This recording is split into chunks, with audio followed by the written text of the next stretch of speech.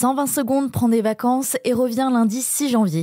En attendant, découvrez Seul sur Mars, notre série d'interviews d'Emmanuel Botta, auteur avec Béatrice Mathieu, d'Elon Musk, l'enquête inédite chez Robert Laffont. Il revient en 4 épisodes sur le parcours, les rêves martiens et les parts d'ombre du milliardaire controversé. Bonne écoute et on se retrouve le 6 janvier.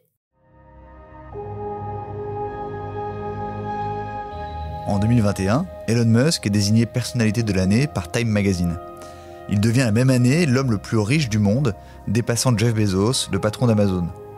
Depuis le milieu des années 2000, Elon Musk a multiplié les projets aux ambitions parfois démesurées, mais qui lui ont fait connaître un succès éclatant.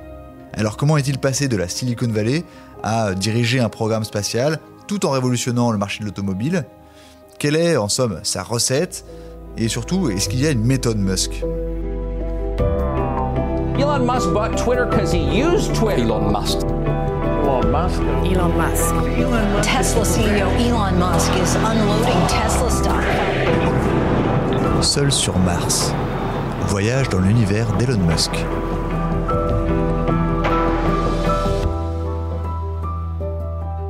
Donc directement après PayPal, Elon Musk a des envies d'espace et il est frustré par le manque d'ambition de la NASA. Et donc il crée SpaceX, une entreprise d'aérospatiale. Donc comment on passe d'entrepreneur de la Silicon Valley à constructeur et lanceur de fusées ? Est-ce que les gens l'ont pas un peu pris pour un fou furieux ? Ah bah si, effectivement, bon, il a pour lui environ 400 millions de dollars, ce qui est quand même une petite mise de départ. À la fois qui peut paraître gigantesque, mais en fait quand on va dans le spatial c'est peu. D'autant qu'il faut bien se rappeler qu'à l'époque, les seuls qui faisaient des fusées, c'était les États, quoi. Enfin, c'était la Russie, c'était l'Europe, c'était les États-Unis. Il n'y avait pas d'acteur privé du tout. Ça a été le tout premier acteur privé à se lancer dans une fusée, puis ensuite à y arriver. Mais effectivement, il est pris pour un guignol, quoi. Enfin, c'est pas autre chose, hein. Nous, on a eu pas mal de gens dans le spatial qui nous ont raconté notamment ces tout premiers symposiums où il arrive. Alors une fois, mais c'est aussi c'est Musk, quoi, le côté un peu provoquant, mais qui se rend pas compte des limites, jusqu'où on peut aller, et qui dit bonjour, je m'appelle Elon Musk, je suis un millionnaire de la tech, et dans 10 ans, vous êtes tous morts. Certains ça les a fait rire, d'autres pas du tout. Et il y a aussi des voyages en Russie pour acheter des fusées. Ouais. Alors du coup effectivement c'est Elon Musk, quand il dit qu'il veut faire quelque chose il y va. Donc il rencontre, plutôt on lui conseille de rencontrer Jim Cantrell, qui est un ancien spécialiste expert de la NASA. Il l'appelle à brûle-pourpoint un jour en disant bonjour, je voudrais acheter des fusées. Parce que quand il vous appelle c'est comme ça, hein. C'est vraiment je m'appelle Elon Musk, je voudrais acheter des fusées, je voudrais que vous veniez avec moi en Russie. Donc le Jim Cantrell se dit mais c'est qui encore ce farfelu ? Mais quand même, sur quelques éléments de langage, il se dit bon, il a la fois farfelu, mais il a l'air quand même de connaître un peu le truc. Elon Musk lui dit je prends un jet, dans 2 heures je vous rejoins. Il était dans les montagnes rocheuses, etc. Il arrive, il lui expose son plan. Je voudrais qu'on aille en Russie, qu'on achète 2-3 fusées. On est juste après l'effondrement de la Russie, donc tout est à vendre à peu près. Et il lui dit voilà, ça serait le point de départ, parce que je pense qu'en fait il y a de la place pour un acteur privé, puis en fait je pense qu'on peut faire même moins cher que ce qui existe aujourd'hui, donc ça peut être gagnant-gagnant, on fera des contrats avec l'État, etc. Le Jim Cantrell en question le suit. Et il nous a raconté qu'au départ il ne sait pas vraiment si le Musk est sérieux, parce qu'il voit quand même arriver un grand mec dégingandé, il fait 1m88, très particulier, parce qu'il a, son autisme fait qu'il a un rapport à l'autre qui est assez étrange. Il regarde pas les gens dans les yeux, il mime des émotions, mais tout en trop. Quand il rigole, c'est trop fort, etc. Évidemment, il est payé par ailleurs pour sa prestation, donc il finit par accepter. Ils arrivent en Russie, les Russes, qui pourtant, encore une fois, sont en recherche actifs d'argent et on peut tout acheter, le prennent pas du tout au sérieux, parce qu'ils le voient arriver en t-shirt et jean et basket. Donc quand même à un moment ils se disent qu'en fait le mec c'est n'importe quoi. On raconte dans le livre qu'un des généraux finit par lui cracher sur les pieds, ce qui en Russie était une espèce de le signe absolu du mépris. Et ils lui disent t'es un grand enfant, reprends ton jet, et puis on ne vend pas non plus des fusées à tout le monde. Donc il repart là où Jim Cantrell se dit fin de l'aventure. En gros, j'aurais passé une petite semaine en Russie, pas si désagréable, et j'aurais pas totalement perdu mon content. Et dans l'avion, il finit par se retourner et dire voilà, parce qu'il entend un peu Jim Cantrell qui ricane avec ils sont plusieurs, ils sont 3 à partir sur le côté. Il est gentil l'autre, mais il nous a fait il nous a donné une semaine en Russie, on a été ridiculisés. Il se retourne, il dit voilà, mais en fait non, mais c'est très bien, en fait je vais la faire la fusée. Et il commence à regarder, et en regardant les schémas, il se dit le truc est pas déconnant du tout, quoi. Il n'a pas encore le projet de la fusée réutilisable, mais il a déjà un projet de petit lanceur qui tient assez bien la route. Et finalement, il va faire ce lanceur. Qu'est-ce qui fait qu'il est pris au sérieux finalement ? C'est le côté, effectivement, là on parle, c'est que des ingénieurs. Hein. Jim Cantrell est un ingénieur, Elon Musk est un ingénieur. Le troisième, effectivement, dont j'ai oublié de noter tout de suite, c'est des ingénieurs qui parlent un langage on n'est pas ingénieur, on ne peut pas comprendre, mais manifestement ils se comprennent entre eux. Et très vite, ils voient que le mec est quand même très intelligent, c'est sa technicité, très costaud. C'est son expertise technique. Exactement, et que même, et ce que Jim Cantrell nous explique, ce qui a été sidérant pour eux, c'est que Elon Musk est à la base un scientifique, un très bon codeur, mais n'a jamais fait d'ingénierie spatiale, ce qui est évidemment très particulier, et que très vite, en rencontrant des spécialistes et surtout en lisant des livres, en fait, il est arrivé à un niveau assez bluffant et se rendre compte que c'est pas juste un millionnaire quand il se fait plaisir en achetant une fusée, c'est qu'il a totalement pensé les mécanismes de déconstruction d'une fusée, donc ils le prennent au sérieux au niveau technique. Et entre ingénieurs, ils se disent, là quand même, il y a du fond. Il a de l'argent, son business model qui reposerait notamment en partie sur des contrats avec l'État est pas déconnant, donc ils y vont.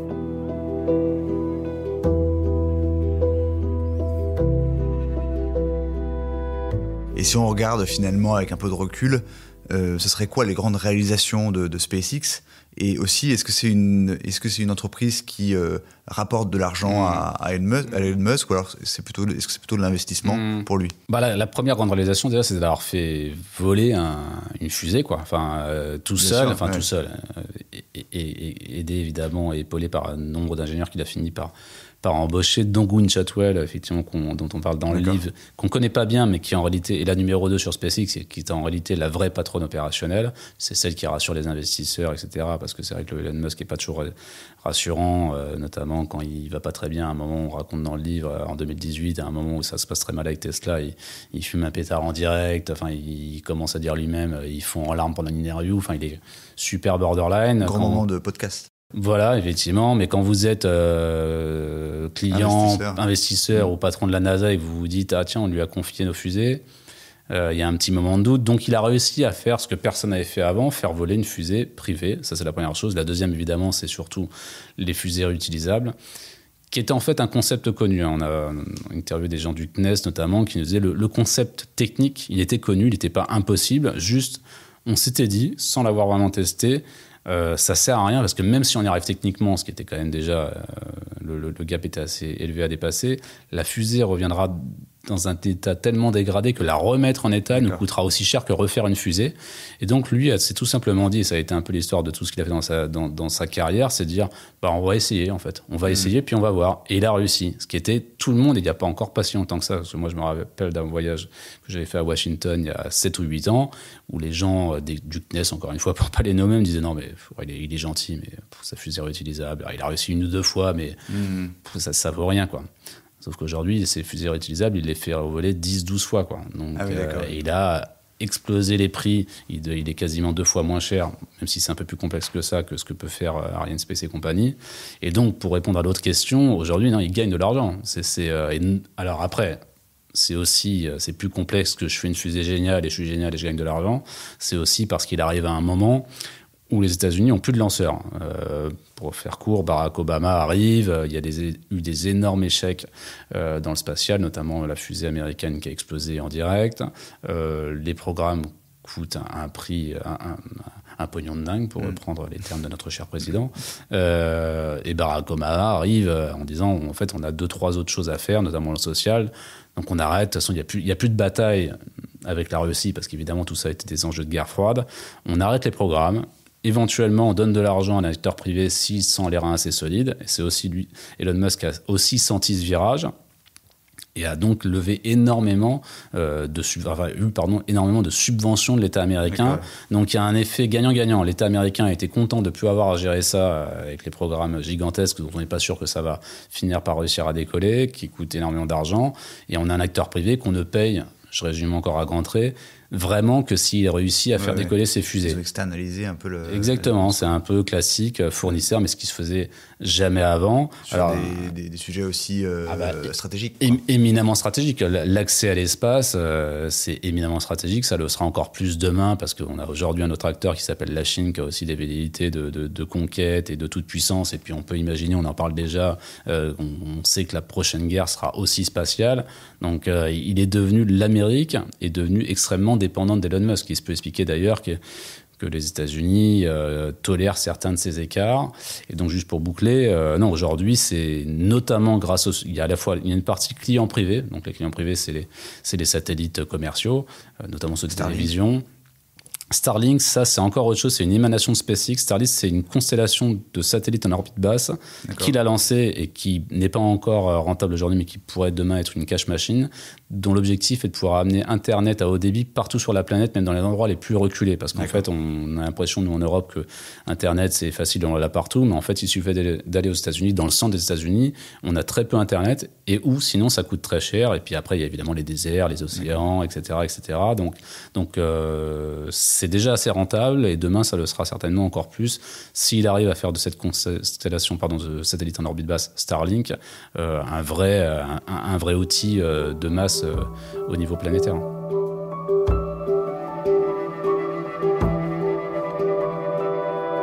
Et donc, quelques années après le lancement de SpaceX, Musk s'attaque à une autre montagne, qui est le marché de l'automobile, avec Tesla. Donc, c'est quoi la genèse de Tesla, pour le coup ? Alors Tesla, pour le coup, il l'a pas créé. Ça, effectivement, très régulièrement, il s'auto-attribue la création de Tesla parce que ça l'arrange, mais c'est pas vrai. Nous, on a eu le vrai créateur, Martin Eberhard, qui avait créé ça, effectivement, pour le coup, vraiment tout seul, un peu dans son garage avec un autre ingénieur. Mais un jour, comme ce qui arrive souvent quand on crée une start-up, il arrive à court d'argent, donc il recherche des investisseurs, sauf qu'il faut bien se rendre compte qu'à l'époque, effectivement, on est au début des années 2000, la voiture électrique, personne n'en parle, ou quand on en parle, c'est des voiturettes de golf, quasiment. Vraiment, c'est ça. Donc, quelqu'un qui arrive en disant « j'ai une idée, je vais faire un véhicule électrique de sport qui pourra monter à 300 km/h », soit les gens n'y croyaient pas, soit l'industrie automobile, en gros, lui expliquait, en fait, mais comment tu veux que ça nous intéresse ? Nous, on a un business super rentable, ta voiture électrique, t'es gentil, tu la construis dans ton garage, quoi. Et Elon Musk a quand même, pour le coup, est aussi un très bon investisseur, a compris que là, il y avait une rupture.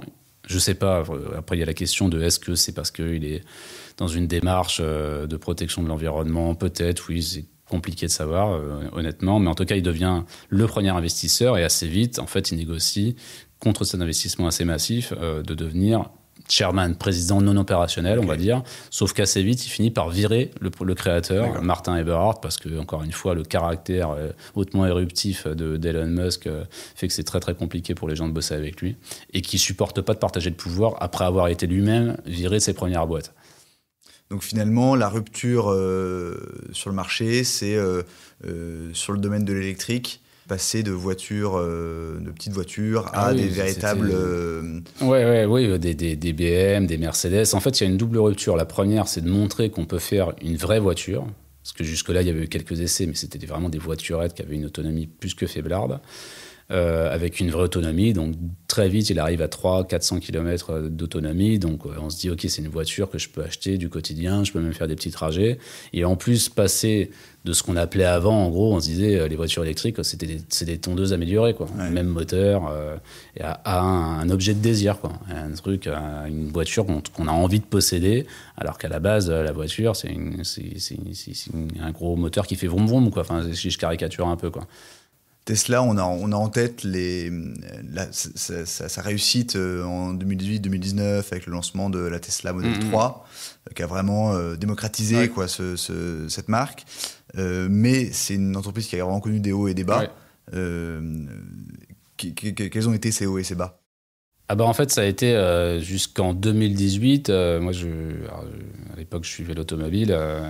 C'était, je crois que tous les ans, on expliquait mais cette fois-ci, c'est la fin. Tesla, cette fois-ci, ils vont fermer. Cette fois-ci, ils vont fermer. Ils n'y arrivent pas. Ils n'ont pas assez d'argent. Techniquement, c'est pas ça. Et de fait, les premières Tesla, objectivement, était quand même pas très bien fini.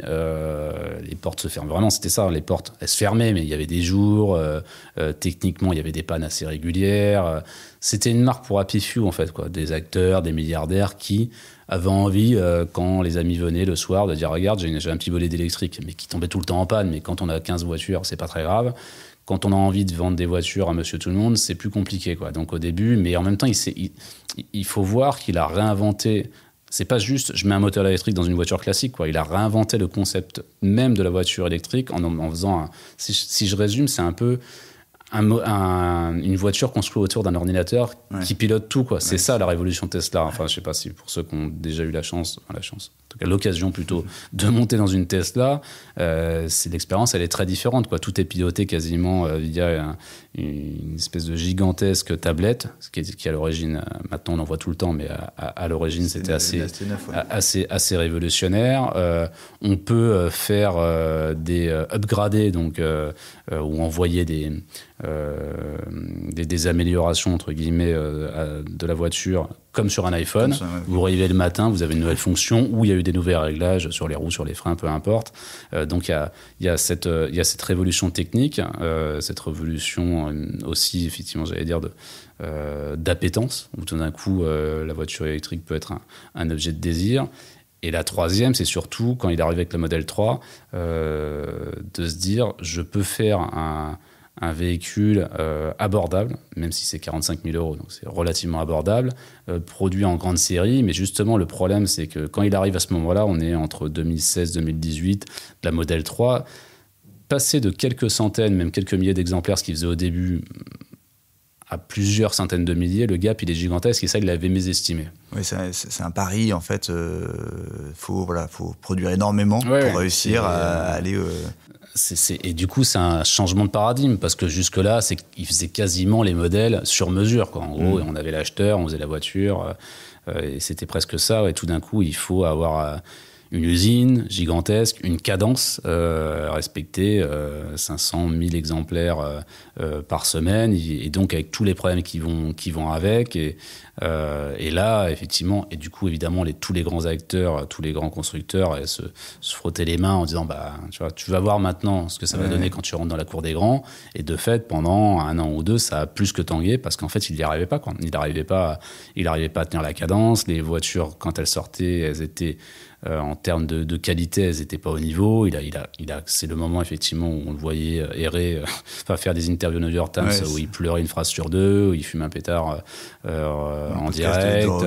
Voilà. Où il dit lui-même, effectivement, qu'il dort dans l'usine, dans la Gigafactory, pour réussir à débugger les problèmes de production, où il explique lui-même qu'il est obligé de prendre de l'ambiance, donc un somnifère mais ultra puissant, pour réussir à dormir 3-4 heures par nuit, juste pour tenir. Enfin, il est au bord de l'implosion. Les gens qui ont travaillé avec lui, qu'on a pu rencontrer, nous expliquaient que c'était une sorte de zombie, quoi. Il travaillait 20 heures par jour et il n'y arrivait pas, il comprenait pas. Il a voulu faire quelque chose au début d'extrêmement automatisé, parce qu'il se disait, si je mets plus de robots, ça va aller plus vite, et donc je vais remporter ma partie. Sauf qu'en fait, c'est pas si simple que ça. Si les autres constructeurs l'ont pas fait, c'est parce qu'en réalité, il y a des tâches qu'on ne peut pas automatiser à 100%.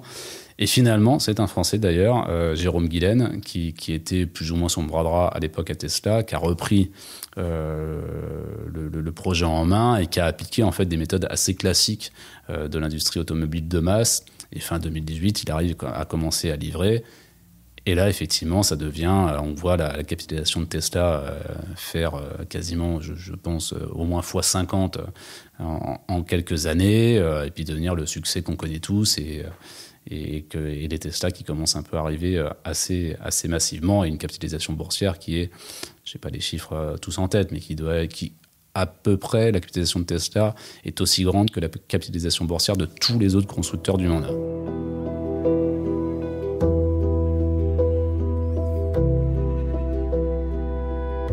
Et donc finalement, quels seraient les points communs entre SpaceX et Tesla sur le plan de la méthode et sur le plan de la marque finalement, Elon Musk c'est le goût pour la technicité, le goût du travail, la disruption. Il y a plusieurs choses, effectivement. On a écrit un chapitre dans le livre, ce que nous on a appelé le muskisme. Je ne sais pas si ça restera dans l'histoire comme ça, mais en gros, oui, il y a le Fordisme, le toyotisme, ce qu'on connaît, la déconstruction du travail, etc. Lui, il a été beaucoup plus loin. Il y a plusieurs choses qu'il a appliquées. C'est effectivement ce qui s'appelle le First Principle Thinking, qui n'est pas nouveau, ça avait été, mais qui avait déjà été adopté beaucoup par des start-upers. Et l'idée étant de se dire, en fait, en général, enfin quasiment tout le temps, on améliore les choses par itération. C'est-à-dire, si je prends la petite table qui est devant moi, si je voulais l'améliorer, je me dirais comment on peut faire un peu mieux. Bah tiens, je vais rajouter un petit étage, un pied, peu importe. Et donc on n'améliore que par toute petite couche. Mais si on veut révolutionner les choses, il faut prendre les lois physiques. En fait, qu'est-ce que la physique? Si je découpe, qu'est-ce que c'est? Il y a du bois, il y a de la peinture, etc. Et qu'est-ce que la physique m'empêche ou me permet? Et à ce moment-là, je peux tout révolutionner. Donc ça, c'est la première chose. La deuxième, c'est quand on pense avoir identifié quelque chose, quand lui, en tout cas, pense avoir identifié une innovation, ou en tout cas un chemin d'innovation, on le teste et on le teste jusqu'au bout. C'est-à-dire que lui, c'est le seul, là où, par exemple, pour les fusées, tous les autres constructeurs, j'allais dire, de lanceurs font des tests de simulation sur ordinateur, hein, on va pas. Lui les fait aussi évidemment, mais à un moment il se dit ok, on va la tester la fusée, mais on va la tester vraiment en grandeur réelle, on va la faire décoller, puis si elle explose, ce qui est arrivé plusieurs fois, on parle quand même de fusées à plusieurs dizaines de millions de dollars, donc le risque il est gigantesque. Si ça explose, c'est pas que c'est une bonne chose, mais on aura appris quelque chose. Et lui-même dit en fait, si on n'échoue pas, c'est qu'on n'a pas innové assez fort. Donc il y a aussi cette deuxième chose, la culture du risque, et de pousser l'innovation au maximum. Et la troisième, c'est effectivement, et ça a été très nouveau, c'est l'internalisation de tout. C'est-à-dire qu'effectivement, par exemple pour la Tesla, là où chez tous les autres constructeurs, tout est sous-traité au maximum, il y a quelqu'un qui fait un bout, j'exagère encore une fois, quelqu'un qui fait la roue, je ne pas tant que ça, quelqu'un qui fait l'habitacle, un autre qui fait les sièges, etc. Lui, il fait tout quasiment. Okay. Il fait même les sièges des Tesla, ce qui logiquement n'avait pas de sens. À un moment où on disait l'avenir est à l'entreprise fabless, donc c'est l'entreprise sans usine. Lui a tout réintégré, tout internalisé, parce qu'il pense que pour révolutionner en fait, un secteur quel qu'il soit, il faut avoir la main sur tout. Et pour tester les choses, on ne peut pas avoir un fournisseur avec qui on va dire « Ah tiens, je pense qu'il faudrait que tu modifies la roue » parce que le fournisseur va dire « Bah oui, non, j'ai pas le temps. Et puis si je te le fais, ça sera dans 1 an. » Là où lui il a vraiment quasiment tout internalisé. Si ça ne marche pas, on change, on reteste, on recrée des pièces, etc. Donc il a vraiment recréé un nouveau modèle industriel, et évidemment dont s'inspirent aujourd'hui largement ses concurrents. Et c'est aussi comme ça qu'il a réussi à révolutionner 2 secteurs extrêmement capitalistiques, les fusées et l'industrie automobile. Enfin, il faut bien voir qu'avant que Tesla arrive, il n'y avait pas eu de marques automobiles, de nouveaux constructeurs depuis des décennies, quoi. On était plutôt dans des constructeurs qui s'arrêtent. Donc c'est quand même, qu'on aime ou pas le personnage, 2 prouesses assez dingues, quoi.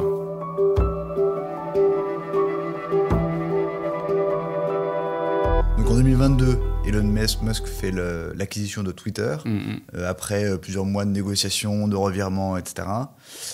Le montant de l'acquisition à 43 milliards de dollars laisse penser que c'est un projet qui lui tenait à cœur, même si on peine à comprendre finalement le point commun avec SpaceX, Tesla, etc. Finalement, selon vous, qu'est-ce qu'il cherche à faire en fait avec Twitter? Mais Twitter, effectivement, c'est le seul petit pas de côté, parce que pour tout le reste, pour faire rapide, que ça soit Tesla, les fusées, on n'a pas parlé de Boring Company, qui sont l'idée de faire des tunnels où on circulerait à au moins 1000 km/h en voiture, tout ça, c'est alimenté par le rêve martien. C'est l'idée, effectivement, il me faut de l'argent pour aller, en gros, sur Mars. 2, il faut y aller, donc il faut des fusées.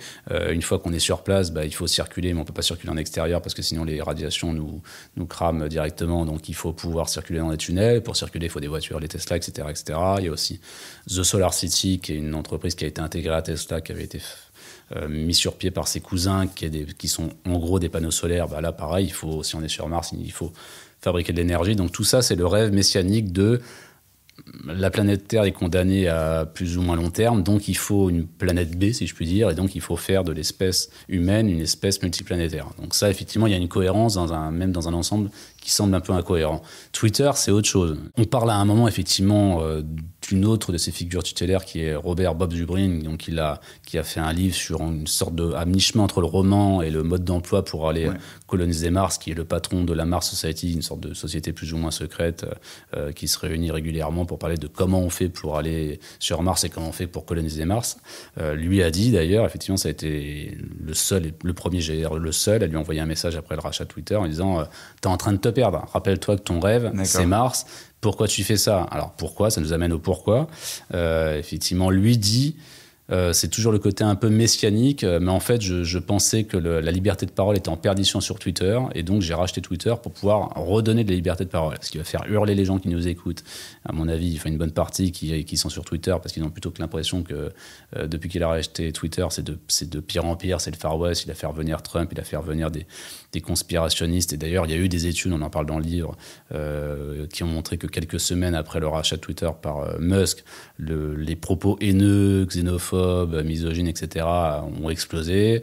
Bon, ça s'explique aussi parce qu'il a viré 70% des gens, donc forcément, il y avait beaucoup moins de modérateurs derrière. Ce qu'il en fera derrière, est-ce que vraiment c'est pour sauver la liberté d'expression ? Bon, on a le droit de le croire ou d'en douter. Moi, je sais pas. Je pense qu'il y a quand même aussi un côté très industriel et investisseur, parce que c'est un très bon ingénieur inventeur, mais c'est d'abord un super entrepreneur, quoi. Il a bien compris qu'il y avait un potentiel de Twitter qui était assez inexploité, en tout cas en termes de business, parce qu'en fait, jusqu'ici, j'ai plus les rapports de valorisation par rapport à Facebook, mais c'est peut-être 10-20 fois moins que Facebook, même si la caisse de résonance de Twitter est gigantesque. Enfin, c'est l'équivalent de 100 fois le Washington Post, donc la puissance est assez énorme, mais le business model a jamais été très bien fait, parce que le précédent patron avait pas forcément que ça en tête, donc ça vivotait gentiment. Et lui, il pense qu'il peut multiplier les revenus par 10, 20, je sais pas, peu importe, et que donc peut-être que d'un côté, il se dit oui, je vais sauver une forme de liberté d'expression. Après, la liberté d'expression selon Musk, c'est tout le monde peut dire tout et n'importe quoi. Oui, donc c'est ça. On aura l'occasion de reparler de son goût politique pour le libéralisme, la liberté d'expression, etc. L'obsession martienne sera l'objet du prochain épisode. Merci beaucoup d'avoir été avec nous. Et Merci. puis on se revoit pour le prochain épisode qui sera consacré à la planète Mars. C'est la fin de cet épisode. Merci de l'avoir écouté. Seul sur Mars est une série en 4 épisodes du magazine Capital. Montage Lucas Wibo. Présentation Timothée Gérardin. Pour en savoir plus, vous pouvez lire le livre coécrit par Emmanuel Botta et Béatrice Mathieu, Elon Musk, l'enquête inédite, édité par Robert Laffont. Pour ne pas rater les prochains épisodes, n'oubliez pas de vous abonner ou de liker le podcast sur votre plateforme préférée. À bientôt!